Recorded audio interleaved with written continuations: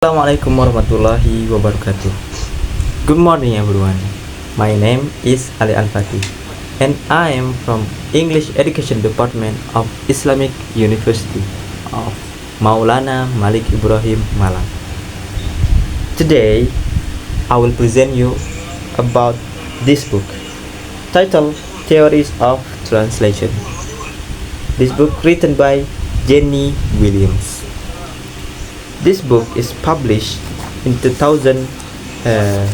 This book published in 2013 by Palgrave Macmillan. It provides a comprehensive introduction to major theories in the field of translation. This book explored translation from three main perspectives: the product, the process, and the translator. The book is structured clearly and is highly useful for students, researchers, and practitioners alike. The book have 4 chapters. I will explain you chapter by chapter. Chapter 1 is about chapter 1 of theories and theories. The first chapter addresses the basic question: what is theory in translation? Jenny Williams explained that theory is not merely about rules or method, but about understanding how and why translation choices are made. She introduced key figures in translation studies, such as Eugene Nida, Hans Vermeer, and Danica Seleskovic, and she discusses how translation theories emerge from practice, observation, and academic inquiry. In short, theories help us approach translation systemically.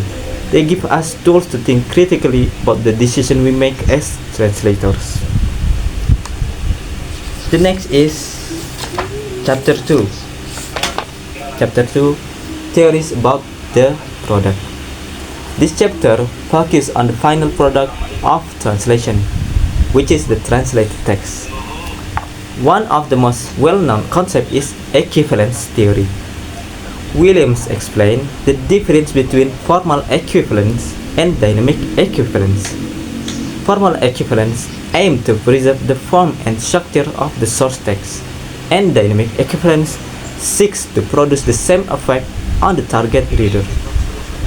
For example, the English idioms "it's raining cats and dogs" should not be translated literally.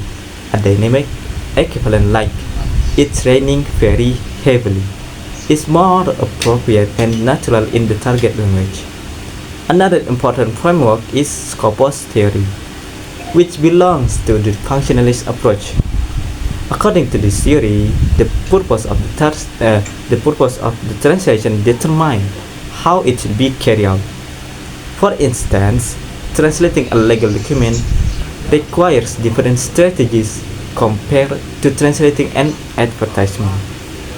The chapter also distinguishes between perspective approaches, which dictate how translation should be done, and descriptive approaches, which study how translators actually translate in real-life situations. And the next chapter, chapter 3, theories about the process. This chapter dives into the cognitive process behind translation. A key theory here is the interpretive theory of translation, developed by Seleskovic. It proposes that translation involves 3 stages. First stage, understanding the original message. Second stage, deverbalization. That is detaching the meaning from the words. Third stage, re-expression in the target language. This means translators are not just switching words but conveying underlying sense of the message.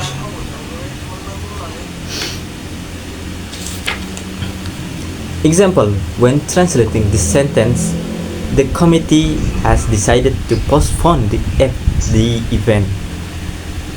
The translator doesn't translate word by word, but he must capture the intended meaning and reconstruct it naturally in the target language.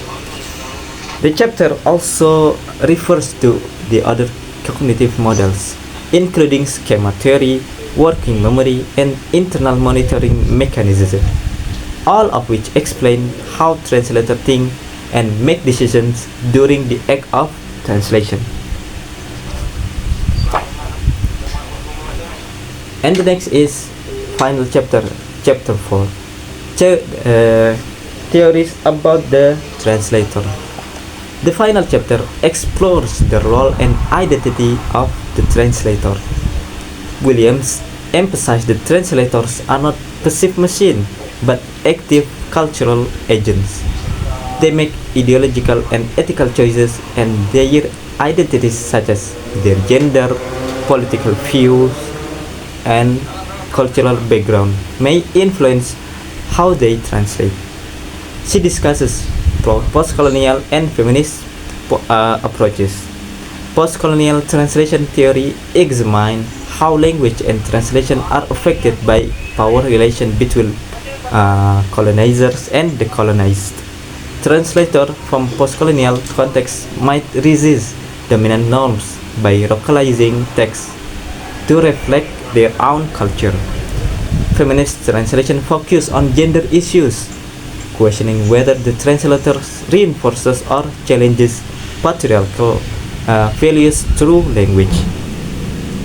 Williams also introduced the concept of domestication and foreignization.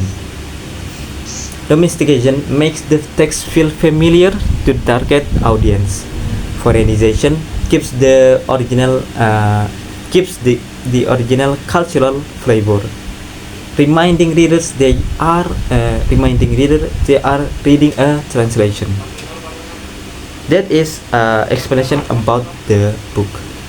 In conclusion, Jenny Williams' theory of translation present translation not only as a linguistic act but also as a cognitive cultural process.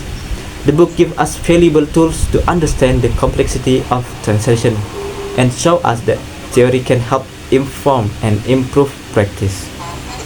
By reading and applying the insight from this book, we as translators can become more reflective, critical, and culturally aware in our work.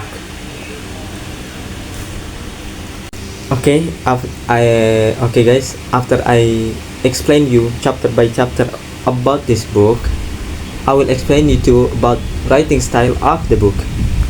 The writing style in Theories of Translation by Jenny Williams is clear, simple, and easy to understand. Even though the book talk about complex ideas, the author explained them step by step in a way that is friendly for students. She uses, first, simple academic language, second, logical structure with chapters organized clearly, third, she used many examples to help readers understand theories better, and final, she used a neutral tone, meaning she doesn't take sides, she just explains the theories fairly. The book is written like a textbook, made for beginners in translation studies. There is not too much jargon, and new terms are explained clearly. In short, Jenny Williams writes in a way that makes learning translation theory easier, not harder. Okay, that's all explanation about this book. I'm sorry for my mistake. Thank you for your attention. Wassalamualaikum warahmatullahi wabarakatuh.